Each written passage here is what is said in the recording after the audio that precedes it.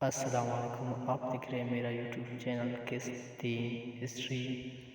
ایک ایسا عظیم فاتح جس کی عیبت سے کیسر و کسریٰ تر تراتے تھے، جب اس کا گزر غریبوں کی بستی سے ہوتا تو اس کی آنکھیں نم ہو جاتے۔ کیا آپ جانتے ہیں وہ کون سا سلطان تھا جو اپنی سلطنت میں چوری کا نام نشان اٹھانے کے لیے اپنے ہی غلام کو سزا دینے سے بھی نہیں کتراتا تھا؟ آئیے جانتے ہیں سلطان الپ ارسلان اور سلجوقی سلطنت کے اس عیب زری کی داستان، جہاں انصاف صرف لفظ نہیں، ایک حقیقت تھی۔ سلطان الپ ارسلان کا اخلاق کردار قسط دو۔ آپ بڑے خدا ترس اور غریب پرور تھے۔ اللہ تعالیٰ کی عطا کردہ نعمتوں پر ہمیشہ شکر بجا لاتے۔ ایک دفعہ کا ذکر ہے کہ آپ کا گزر مرامی خرائسین کی فکر سے ہوا۔ آپ ان کی حالت زار کو دیکھ کر رو پڑے اور بارگاہ خداوندی میں التجا کی، یا اللہ ان غریبوں کو اپنے فضل سے غنی کر دے۔ آپ بہت زیادہ صدقہ خیرات کیا کرتے تھے۔ رمضان مبارک میں 15,000 اشرفیہ صدقہ کرنا آپ کا معمول تھا۔ ملک کے طول و عرض کی فقراء و مساکین کے نام ایک رجسٹر میں درج کر رکھے تھے، جنہیں معقول وظائف دیے جاتے تھے اور ان کے جملہ اخراجات کی کفالت حکومت کرتی تھی۔ پورے ملک میں کوئی جرم اور زیادتی نہیں تھی۔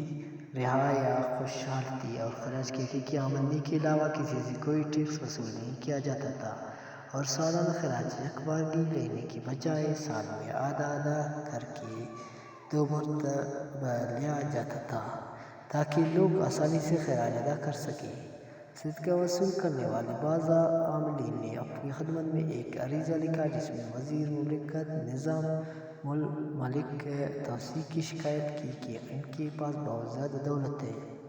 آپ نے نظام الملک کو بلا بھیجا، باز پرس کی اور کہا، اگر یہ شکایت صحیح ہے تو اسے سنجیدگی سے لو، اپنے اخلاق کو سنو اور اپنی اصلاح کرو، اور اگر یہ الزام ہے تو شکایت کنندہ کی غلطی کو معاف کر دو۔ رعایا کے مال کی حفاظت کا جذبہ۔ ایک دفعہ آپ کو اطلاع ملی کہ آپ کے ایک غلام نے اپنے کسی کا تھیمبت چرایا ہے، تو آپ نے اسے سولی پر لٹکا دیا۔ یہ دیکھ کر غلام میں خوف و ہراس چھا گیا اور اس کے بعد چوری کا کوئی واقعہ پیش نہ آیا۔ آپ بادشاہوں کی سوانح حیات، ان کے اخلاق کردار اور شرعی احکامات پر مشتمل کتابوں کے مطالعے سے خاص شوق رکھتے تھے۔ جب آپ کو اپنے حسن کردار اور ایفائے عہد کی بدولت دنیا اسلام میں شہرت نصیب ہوئی تو کی فرمانرواؤں نے خود بخود آپ کی اطاعت قبول کر لی اور مخالفت دور کر کے اپنے کے عنواء بن گئے۔ ماوراء النہر سے لے کر شام تک کے دور دراز علاقوں کے بادشاہ آپ کی خدمت میں حاضر ہوئے اور آپ سے اطاعت کیا۔ ملک شاہ اور سلطنت کو متحد رکھنے میں اس ناکامی الپ ارسلان کے وصال کے بعد اس کا بیٹا ملک شاہ تخت نشین ہوا۔ آپ کے چچا کاواد بن جعفری، جو کرمان کے سلجوقیوں کا حاکم تھا، اس نے آپ کی تخت نشینی کو قبول کرنے سے انکار کر دیا اور خود طالب تخت ہوا۔ ہمدان کے قریب چچا بھتیجا میں خون ریز معرکہ ہوا۔ کاواد کو شکست ہوئی اور وہ میدان جنگ میں کام آیا۔ کرمان کے علاقے پر قبضہ کر کے ملک شاہ نے 465 یعنی 1073 میں سلطان شاہ بن الپ ارسلان کو اس علاقے پر حاکم مقرر کر دیا۔ سلطان ملک شاہ سلجوقی کے دور سلجوقی سلطنت کو بڑی وسعت نصیب ہوئی۔ مشرق میں اس سلطنت کی سرحد افغانستان تک، مغرب میں ایشیائے کوچک تک اور جنوب میں بلاد شام تک وسیع ہو گئی، اور سلجوقی سلطنت کا یہ حدود عرب فتح دمشق کے بعد کا ہے۔ دمشق 468 یعنی 1075 میں سلجوقی سپہ سالار اتسس کے ہاتھوں فتح ہوا اور یہاں عباسی خلیفہ کے نام کا خطبہ جاری ہوا۔ ملک شاہ نے شام کی مقبوضات اپنے بھائی تاج الدولہ تتمش کے حوالے کر دیے تاکہ فتوحات کے سلسلے کو آگے بڑھایا جا سکے۔ یہ واقعہ 470 بمطابق 1077 کا ہے۔ تاج الدولہ ہی کا ہاتھوں شام کے سلجوقی سلطنت کی بنیاد پڑی۔ اسی طرح ملک شاہ نے اپنے ایک قریبی رشتہ دار مان بن بندش بن اسرائیل کو شہر کوچک کی والی مقرر کیا۔ سلطان ملک شاہ دراصل جہاد کا سلسلہ کو آگے بڑھانا چاہتا تھا۔ ایشیا کوچک کے علاقے پہلے رومیوں کی زیر نگین تھے۔ 470 کے مطابق 1077 میں سلیمان ان علاقوں کا والی مقرر ہوا اور اسی کے ہاتھوں سلطنت سلاجقہ روم کی بنیاد پڑی۔ آخر الذکر سلطنت 224 سال تک قائم رہی اور ابو الفوارس قتلمش بن اسرائیل کی نسل سے 14 فرمانرواؤں نے اس پر حکومت کی۔ ان میں سب سے پہلا قوم سلیمان بن قتلمش ہے، جسے اس سلطنت کا بانی کہا جاتا ہے۔ سلیمان نے 477 کے مطابق 1084 کو انطاکیہ فتح کی۔ 480 یعنی 87 میں اس کے بیٹے داؤد نے کونیا فتح کیا اور اسے اپنا پایہ تخت بنایا۔ کونیا ایشیا کوچک کا خوبصورت ترین اور امیر ترین شہر تھا۔ سلجوقیوں نے اس شہر کو بیزنطینی مسیحی شہر سے سلجوقی اسلامی شہر بنا دیا۔ 700 یعنی 1300 میں سے یہ سلطنت منگولوں کے ہاتھوں فتح ہوا اور بعد میں دولت عثمانیہ کا قلعہ مراد میں شامل ہو گئی۔ سلاجقہ روم ایشیا کوچک کو ترکی اور سمی اسٹیٹ بنانے کی شدید خواہشات رکھتی تھی۔ ان علاقوں میں اسلام کی اشاعت انہیں کے ہاتھوں ممکن ہوئی۔ انہوں نے اجنبیت کی اس دیوار کو گرا کر بہمت خاکی کر دیا جو یورپ میں اسلام کی اشاعت ترویج میں رکاوٹ بنی ہوئی تھی۔ ملک شاہ کے دور حکومت میں اگرچہ اس سلطنت کو کافی تقویت حاصل ہوئی، لیکن اس کے باوجود سلجوقی سپہسالار شام مصر کے علاقوں کو متحد کرنے میں ناکام رہا۔ حالانکہ وہ اس سے پہلے مصر کے اندر امیدی فاطمی سلطنت کو عملاً چیلنج دے چکے تھے۔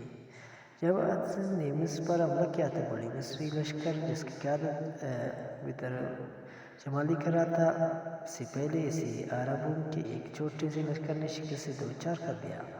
یہ واقعہ رجب 469 یعنی 1076 کا ہے۔ عزیز کی اس شکست کے نتیجے میں سلجوقی سلطنت پہلے سے کہیں زیادہ افراط انتشار کا شکار ہو گئی۔ سیاسی اختلافات سامنے آئے، خون ریز تصادم ہوا اور بالآخر 571 یعنی 1078 کے ایک تصادم میں عزیز کو قتل کر دیا گیا۔ اسی طرح ملک شاہ عباسی خلافت کو اپنی خاندانی سلجوقی سلطنت میں تبدیل کرنے میں کامیاب نہ ہوا، جبکہ 480 یعنی 1087 میں اپنی بیٹی عباسی خلیفہ مقتدی اللہ کی نکاح میں دے چکا تھا۔ اس خاتون سے عباسی خلیفہ کا بیٹا بھی ہوا۔ ملک شاہ نے اپنی دوسری بیٹی عباس خلیفہ المستنصر باللہ کی نکاح میں دی، لیکن خلافت اپنے نواسے کے قبضے میں نہ دے سکا۔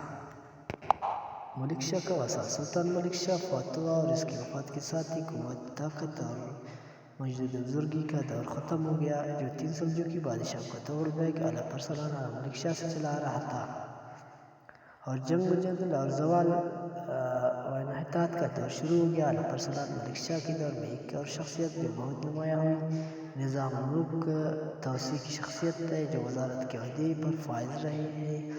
اس عظیم المرتبہ شخصیت کی سیرت کی کردار کا مطالعہ بہت ضروری ہے، جس کی حکمت دانائی کی بدولت سلجوقی سلطنت کا استحکام نصیب ہوا۔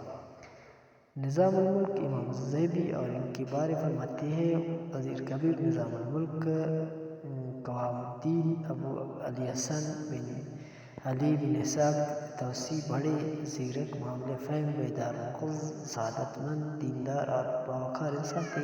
ان کی مجلس علماء و فقہاء سے ہمیشہ سجی رہتی تھی۔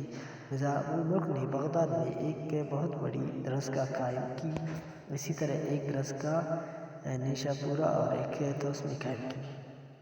وہ بڑا علم پرور اور علم دوستہ طلبہ کے لیے وظائف مقرر کر رکھے تھے۔ ان کی ایمان پر حدیث رسول اللہ صلی اللہ علیہ وسلم کی تدوین عمل میں آئی اور ان کی شہرت دور دور تک پھیل گئی۔ وہ یقین بات دیگر سلطان اور ارسلان اس کے بیٹے ملک شاہ کا وزیر رہا۔ اپنے خدا داد صلاحیت کی بدولت ممالک محروسہ کی تدبیر کی، ظلم و ستم کا خاتمہ کیا، رعایا کے ساتھ نرمی اور مہربانی کا سلوک روا رکھا، سرائے بنوائے اور مختلف علوم و فنون میں مہارت تعمال رکھنے والے لوگوں کو دنیا کے کونے کونے سے لا کر بغداد میں بسایا اور اس سے استفادہ کیا۔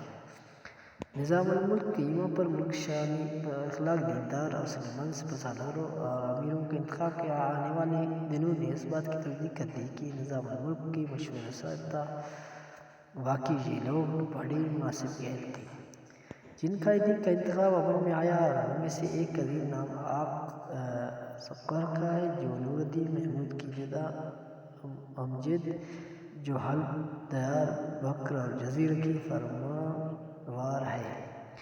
علامہ ابن کثیر ان کے متعلق لکھتے ہیں وہ سیرت و کردار اور جو سخا میں تمام فرمانرواؤں سے بڑھ کر تھے۔ آپ کے والد عماد الدین زنگی نے صلیبیوں کے خلاف جہاد فی سبیل اللہ کی ابتدا کی، پھر اس کام کا نور الدین محمود نے آگے بڑھایا۔ یہی وہ خاندان ہے جس نے صلاح الدین ایوبی، زائر بیبرس اور قلادن کے ذریعے صلیبیوں کے مقابلے میں فتوحات کی بنیاد رکھی اور دنیائے اسلامی وحدت اور یکجہتی کے عہد کی ابتدا کی۔ آق کے سب برسکی سلطان محمود سلجوقی کے بہترین قائدین میں سے تھے۔ آق موصل کا امیر بھی تھا۔ اس نے صلیبیوں کے خلاف جہاد شروع کیا اور 520 باطنیوں کے ہاتھوں اس وقت شہید ہوا جب موصل کی جامع مسجد میں نماز پڑھ رہا تھا۔ ابن اسیر آپ کے متعلق لکھتے ہیں آپ ایک ترکی غلام تھے اور اعلیٰ اوصاف کے حامل تھے۔ اہل علم اور صالحین کو بہت پسند کرتے تھے۔ عدل انصاف ان کے مزاج کا حصہ تھا اور عرف اسلام میں عدل انصاف کا پورا خیال رکھتے تھے۔ آپ بہترین فرمانروا تھے، نمازوں کو ان کے اوقات پر پوری پابندی سے ادا کرتے تھے اور رات کے وقت تہجد کی نماز بھی پڑھتے تھے۔ مورخ ابو شامہ سلجوقی تاریخ بالخصوص نظام الملک کے زمانہ کے واقعات کے بارے بات کرتا ہے اور لکھتا ہے جب وہ سلجوقی سلطنت کا فرمانروا بنا تو عہد فتح کا رعب و دبدبہ عود کر آیا، بالخصوص نظام الملک کے دور میں جنہوں نے اس مملکت کی عزت بحالی کی، اس کے رعب و دبدبہ کو بہتر حالات کی طرف واپس لائی۔ آج ہمارا قسط 3 یہاں پر ختم ہوا۔ انشاءاللہ ملیں گے نیکسٹ قسط 4 بھی، امور مملکت کا نظم و ضبط۔ جب ملک شاہ نے انا کا حکومت سنبھالی تو فوج میں وہ پہلا سا ڈسپلن نہ رہا۔ امور مملکت کا نظم و ضبط قسط 4 ہوگا۔